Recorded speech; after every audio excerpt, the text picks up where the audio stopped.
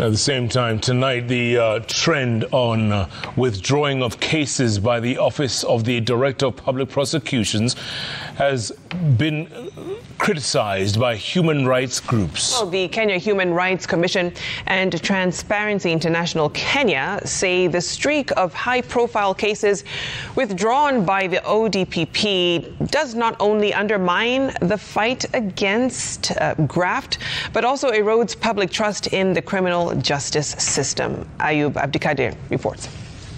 I would not be objecting to the request by my colleagues for an adjournment. Your Honor, the EACC has interest in this matter. According to the two human rights groups, last week Thursday's face-off between the Ethics and Anti-Corruption Commission and the Director of Public Prosecutions at the Anti-Corruption Court in Milimani pointed to a worrying lack of harmony between the EACC and the DPP, and which will have far-reaching consequences on the administration of justice.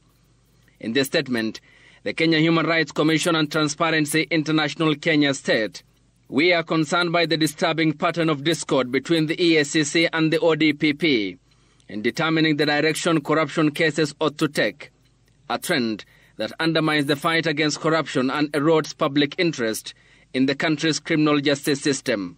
The group say deeper systemic issues within the prosecution of corruption cases, some of which have been highlighted by courts, ought to be addressed. In the collapse case of the 63 billion Kenya shillings Aror Kimwere dams, Magistrate Eunice Nyutu called out the prosecution for intentionally dropping the ball, while Justice Nixon Sifuna also called out prosecutors in the Kenya pipeline case. Justice Sifuna in his ruling said, "Regrettably, this practice is increasingly gaining notoriety and becoming fashion in Kenya's prosecutors.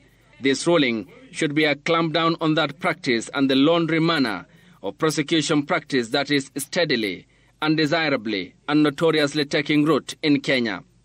According to the two groups, the war on corruption will only be won if the EACC is given prosecutorial powers, strict adherence to the decision to charge guidelines, holding prosecutors personally liable for mismanagement of cases, and the harmonization of the roles of the EACC and the Office of the Director of Public Prosecutions. Ayub Abdikadir, Citizen TV.